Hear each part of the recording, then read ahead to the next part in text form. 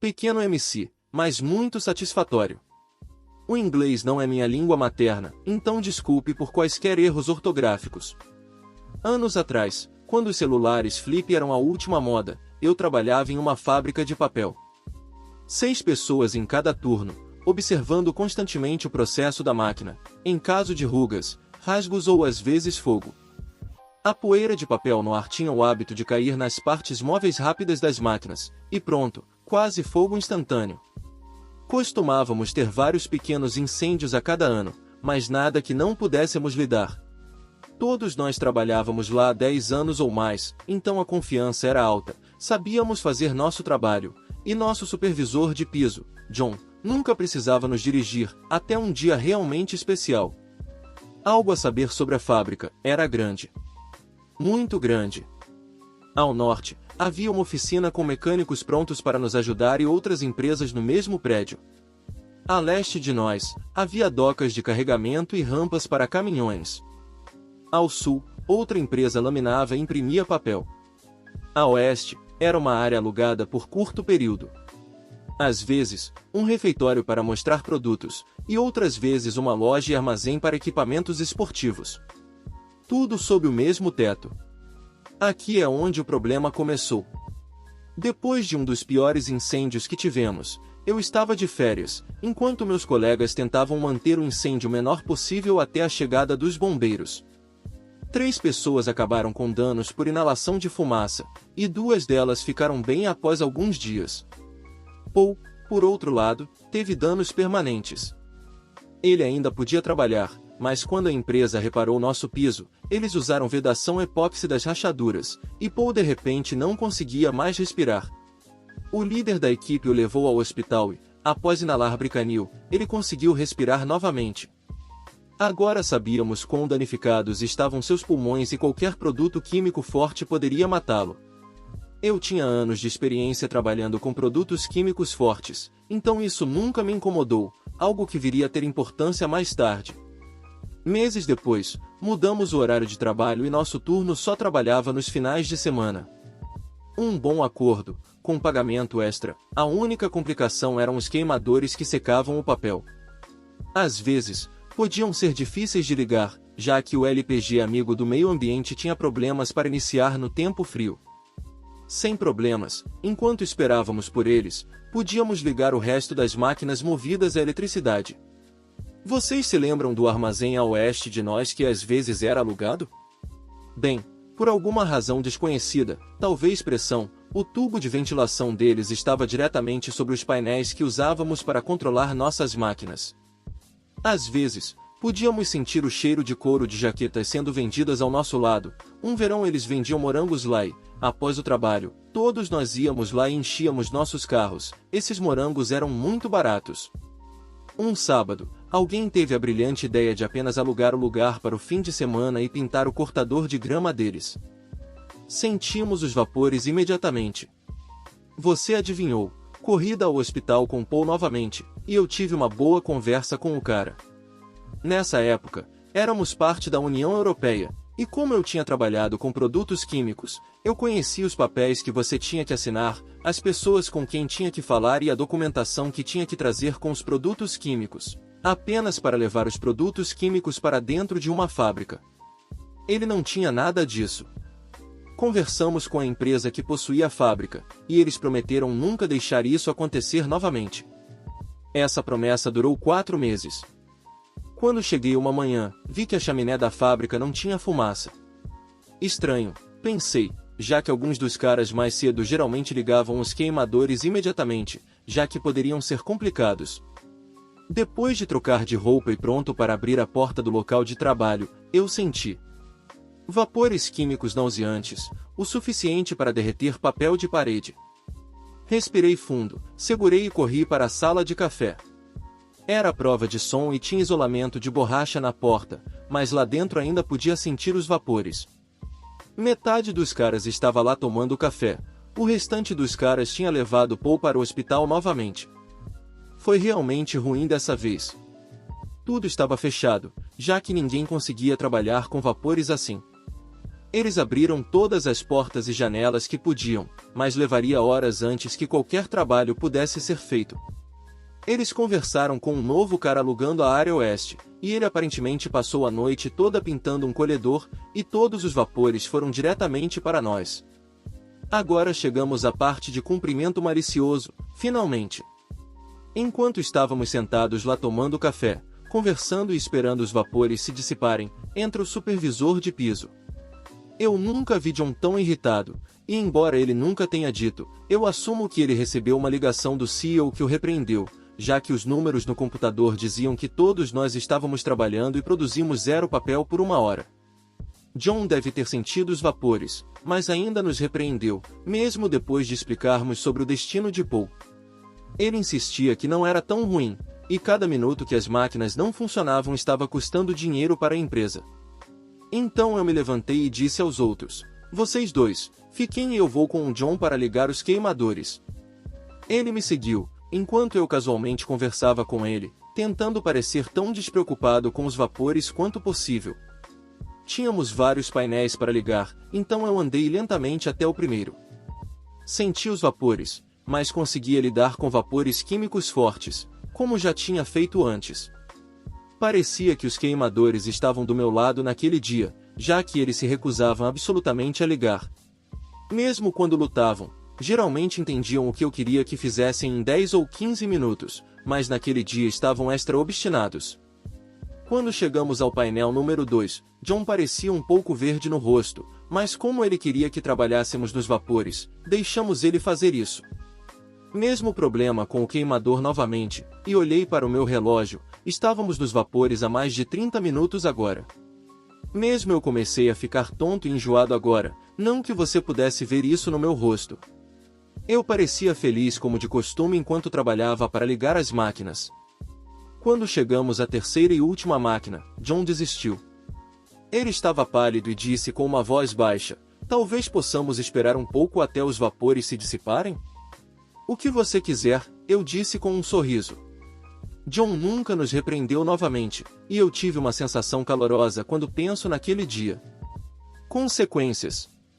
Na segunda-feira, o barro realmente atingiu o ventilador, e a segurança no local de repente se tornou a prioridade número 1.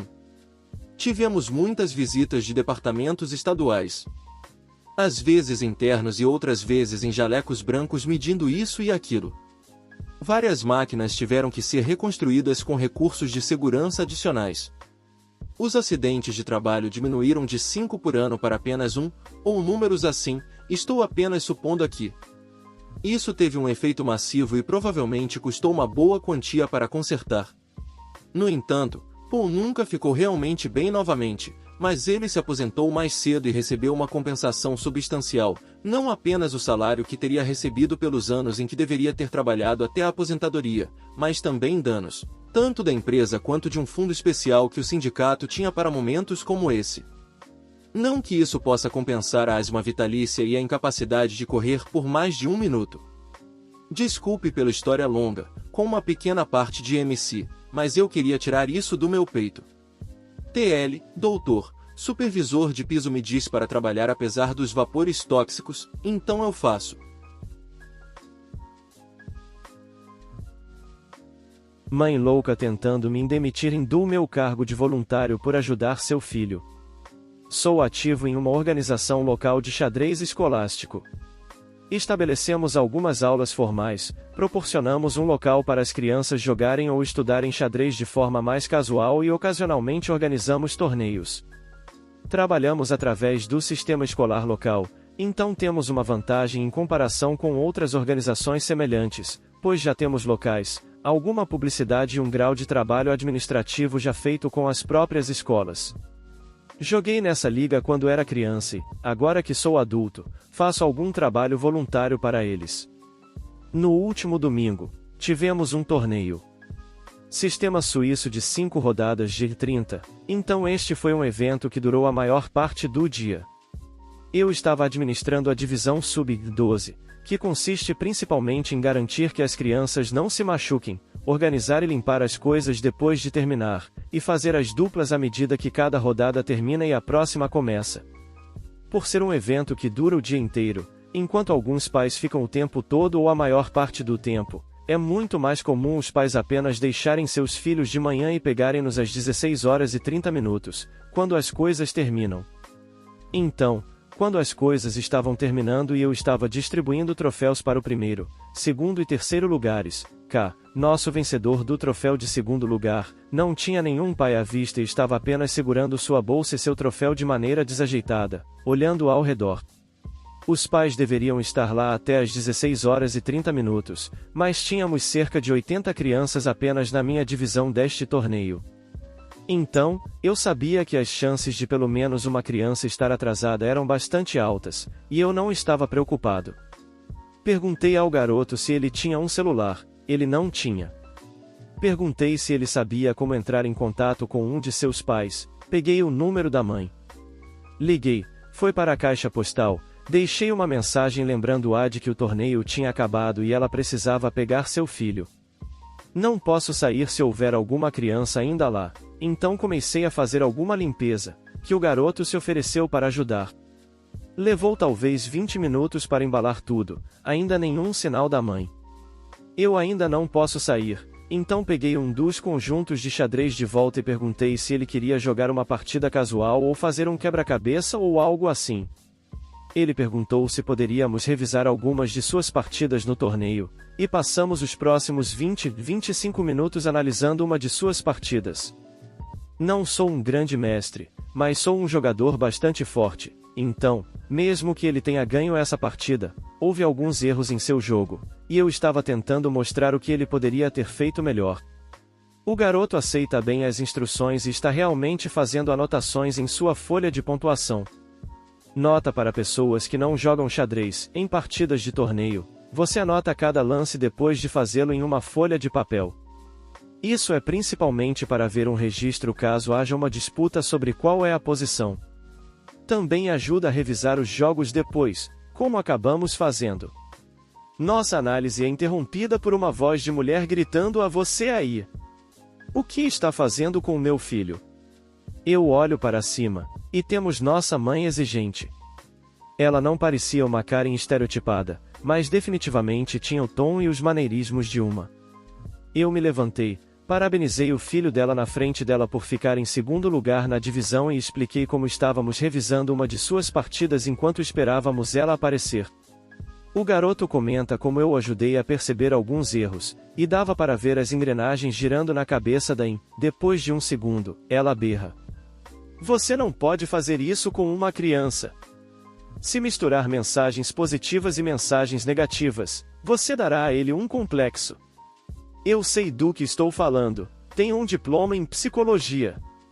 Isso me pegou de surpresa, mas eu queria terminar a limpeza e ir para casa, então apenas disse como já era depois das 5 e eu queria terminar a limpeza, e tenho certeza de que o garoto queria ir para casa. Surpreendentemente, Em não queria ficar e brigar mais, apenas pegou o filho e foi embora.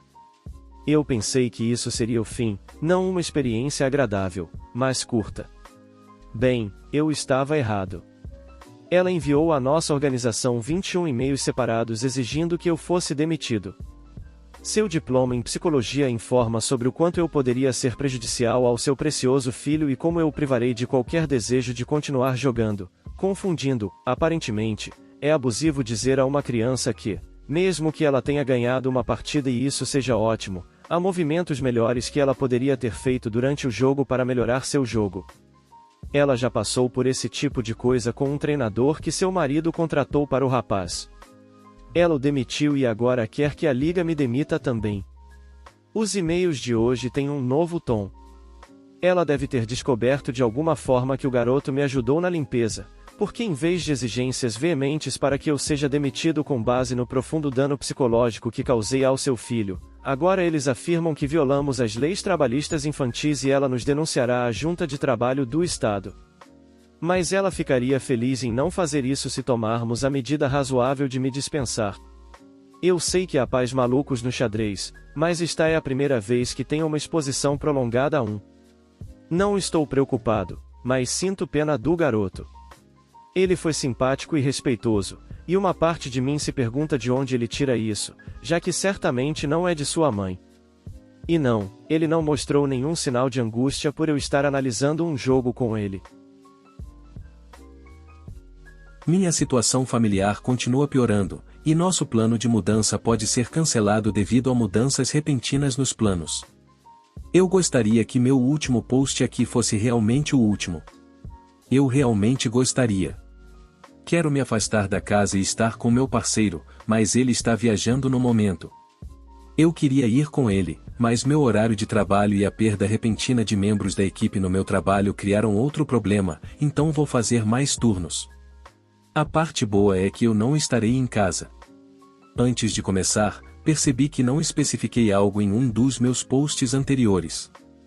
Mencionei que ouço música e danço em particular, e esqueci de mencionar que tenho fones de ouvido que uso quando ouço música, então não será apenas alto saindo do meu computador e um ou telefone.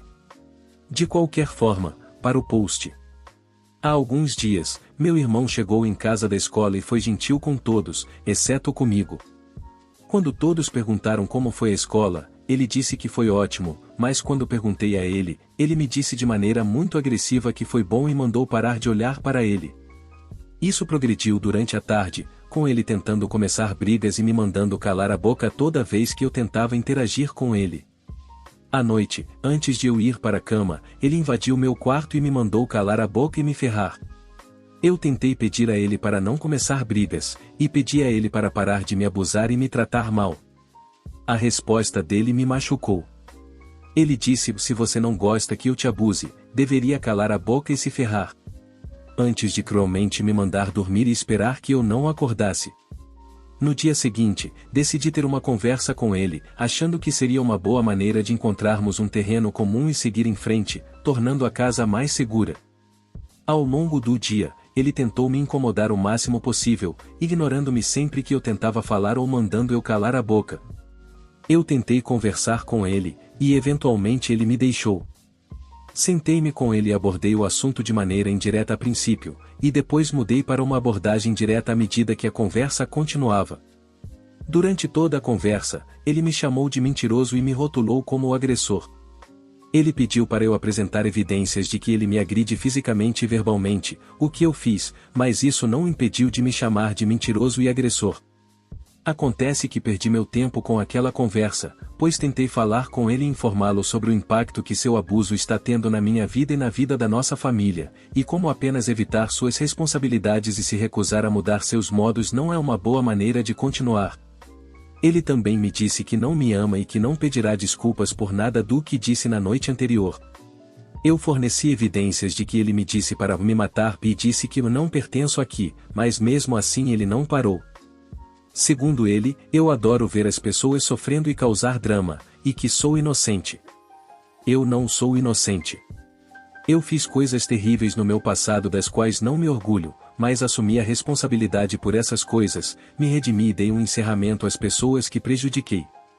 No final da conversa, quando tentei sair, ele chutou a perna em minha direção, então eu o chutei de volta. Chamei-o de agressor, e ele gritou comigo me chamando de um maldito mentiroso. Estou sem ideias. Não acho que posso tentar mais nada. Fiz tudo o que podia para consertar esse relacionamento, e sou o único que está tentando. Estou pensando em desistir. Ontem, quando cheguei em casa do trabalho e assim que cheguei, meu irmão tentou começar algo comigo e tentar me sobrecarregar o máximo possível. Depois que terminei meu jantar, voltei para o meu quarto. Quando estava tentando relaxar, meu irmão entrou e começou a me xingar, dizendo que ele lamentava muito que meus pais tivessem que me aguentar, e que não aprendeu nada com a conversa, e me chamou de egoísta por ter falado com ele antes. O tempo todo eu estava dizendo a ele calmamente para sair, e deixei claro que me sentia inseguro, mas ele não estava ouvindo. Eu até disse a ele que tenho pesadelos sobre ele me machucar e me matar, e ele disse que é o meu problema ter esses pesadelos.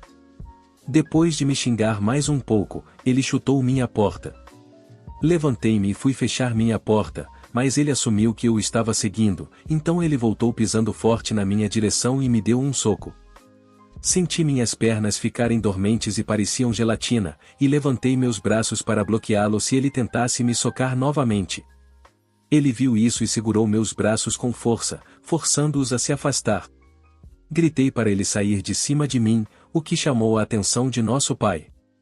Ele começou a gritar com nós dois, me chamando de patético por chorar, dizendo que eu estava forçando as lágrimas, e fazendo um espetáculo. Eu tentei dizer a ele que meu irmão me machucou fisicamente, mas ele não estava ouvindo. Como ele não viu, não aconteceu.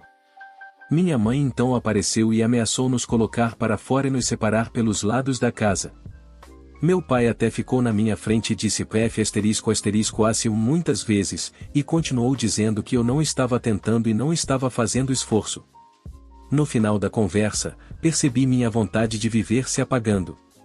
Naquela noite, depois que todos dormiram, tentei ligar para um desses serviços telefônicos para falar com alguém, mas meu irmão ouviu minha conversa, mesmo que devesse estar dormindo, e bateu na minha porta, gritando para eu calar a boca. Quanto ao dia de hoje, ele tentou começar as coisas assim que acordei, até jogando coisas em mim quando eu me aproximava dele. Eu tive outro turno de trabalho, que foi longo, cansativo e cheio de clientes rudes. Um deles até tentou iniciar algo comigo quando me viu arrumando minhas coisas para ir para casa, mesmo com um sinal de fechado no meu caixa. Minha liberdade e segurança em casa foram de curta duração, pois meu irmão chegou em casa logo depois de mim. Ele foi direto para o meu quarto e começou a me xingar novamente, me chamando de patético e dizendo que eu não mereço viver. Ele então me deixou em paz por mais algumas horas e depois recomeçou quando estávamos todos jantando.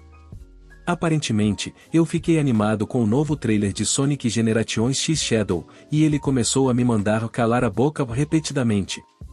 Eu comi meu jantar mais rápido e saí, ouvindo-o gritar com a minha família e defender suas ações.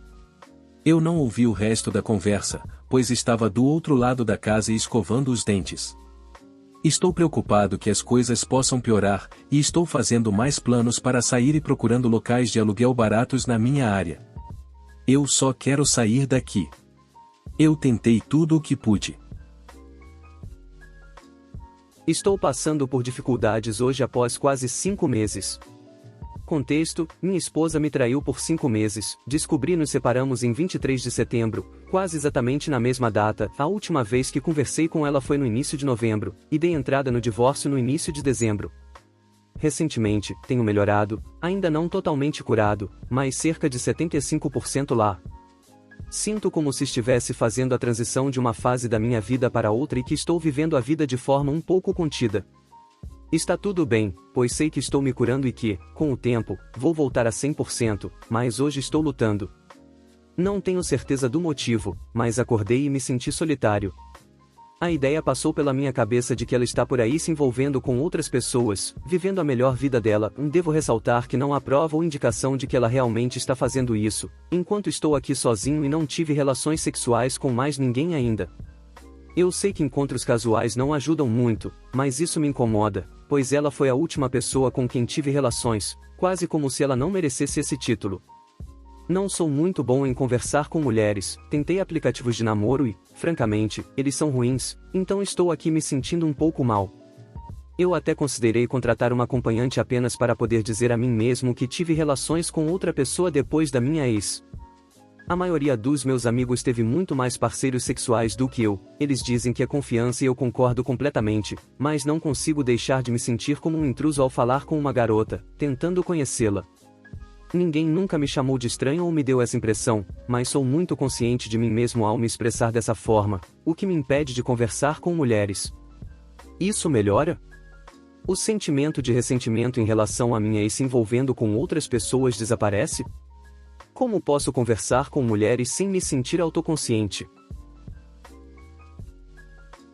Como fazer a esperança desaparecer enquanto gerenciamos um negócio com o ex? Então meu ex-noivo, 28M, me deixou 28F sem motivo em setembro. Eu pensei que nosso relacionamento de 10 anos estava no auge, mas acabou em minutos, sem explicações convincentes. Algumas semanas depois, a verdade veio à tona. Ele me traiu e me deixou por outra mulher que conheceu em uma conferência, menos de 2 semanas antes de terminar comigo. Aqui está o problema. Administrávamos uma empresa de sucesso com 8 funcionários. Sempre planejamos vender nossa empresa em algum momento. Embora eu ame o ambiente de trabalho que construímos, ambos queremos fazer algo menos exigente em algum momento. Então, tínhamos esse plano que trabalhamos por 7 anos, onde duplicaríamos o valor da nossa empresa nos próximos 2 anos, em seguida, a venderíamos. Então esse show de horrores aconteceu. Idealmente eu quero que isso aconteça, eu quero de alguma forma me recuperar magicamente disso e superá-lo, para que possamos concluir nosso plano e vender nossa empresa em 1 a 3 anos. E eu estava extremamente otimista com relação a isso cerca de 1 mês atrás, depois de estar principalmente de licença médica nos últimos 3 meses. Eu estava voltando ao trabalho e fiz muito trabalho positivo para superá-lo. Eu sentia que estava quase lá, do outro lado dessa experiência dolorosa, 80% pelo menos. Eu aprendi e cresci muito como pessoa, tive tantas experiências ótimas que me fizeram sentir que tudo valeu a pena. E eu realmente aceitei o fato de que era saudável para ambos terminarmos. Estivemos juntos desde os 17 anos, basicamente, e eu realmente gosto de ser solteira de muitas maneiras. Houve um problema, no entanto. Para poder trabalhar juntos, tivemos muitas conversas, também com um terapeuta de casais. E eu realmente considerei, e fui longe em busca de provas que ele é um narcisista, mas ele realmente não é. Estivemos nesse padrão ansioso esquivo, e como ele cresceu estando envolvido, sempre colocando as necessidades dos outros antes das suas, ele parecia a pessoa mais cuidadosa e incrível do mundo. Até que ele explodiu ou desativou, e sabotou nosso relacionamento por muitos fatores, muitos dos quais eu contribuí.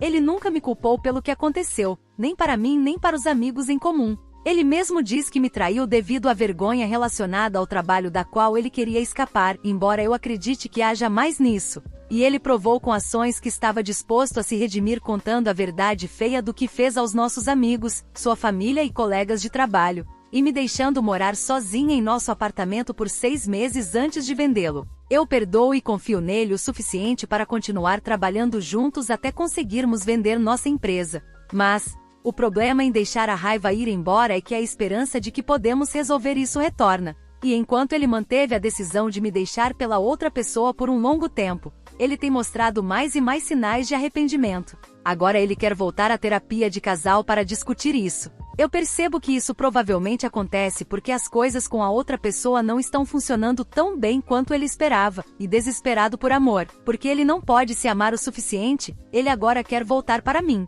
Ou talvez ele apenas queira manter todas as opções abertas. Não há como eu aceitá-lo de volta como ele está agora, ele teria que provar que pode e mudou, ao longo de muito tempo, e isso provavelmente não vai acontecer de qualquer maneira. No entanto, não importa o quanto eu argumente comigo mesma, a esperança ainda está lá, e me diz: mas isso pode ser o que tornou seu relacionamento mais forte do que nunca. Você não vai se arrepender de não tentar? Isso me enviou direto de volta ao inferno. Eu fiz tanto para seguir em frente, estava me sentindo bem. Agora é como se esse demônio da esperança tivesse crescido tanto e se tornado tão poderoso que eu gasto toda a minha energia agora lutando contra ele. É como tentar parar com a cocaína enquanto a recebe em pequenas doses de vez em quando. Eu não posso fazer nenhum contato, compartilhando um negócio e um cachorro, e lidando com todas as coisas práticas da nossa separação torna isso impossível. E limitar o contato ao mínimo requer muita autodisciplina e energia, o que é ainda mais difícil para mim que tenho tá.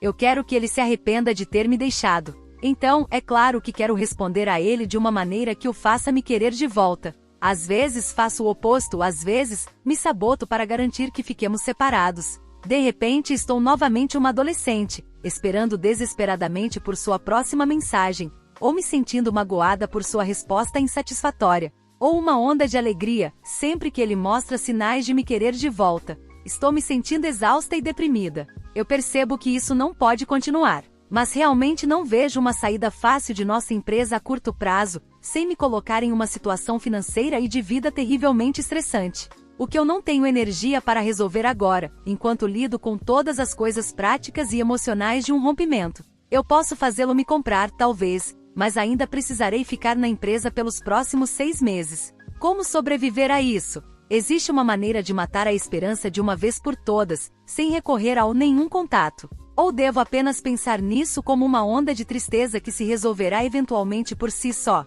Devo deixar a esperança ficar lá, embora eu perceba que provavelmente não dará certo? Manter uma mente aberta, embora cética? Que mentalidade devo adotar para me motivar durante isso? Não consegui fazer muito além de chorar ou me sentir irritada nesta semana. Comecei mais um dia chorando na frente do computador, me sentindo sem esperança e desmotivada. Qualquer conselho é muito bem-vindo. TL, doutor, mostrando sinais de me querer de volta após me deixar por outra pessoa. Difícil ficar longe e manter a esperança sob controle, pois administramos um negócio juntos. Sentindo-me como um viciado em drogas que não consegue se concentrar no trabalho, procurando conselhos para sobreviver aos próximos 6 meses. Senhora, eu não faço parte da equipe com a qual a senhora está sendo rude. Não é a história mais emocionante, mas uma que me deixou sem palavras diante da audácia de algumas pessoas.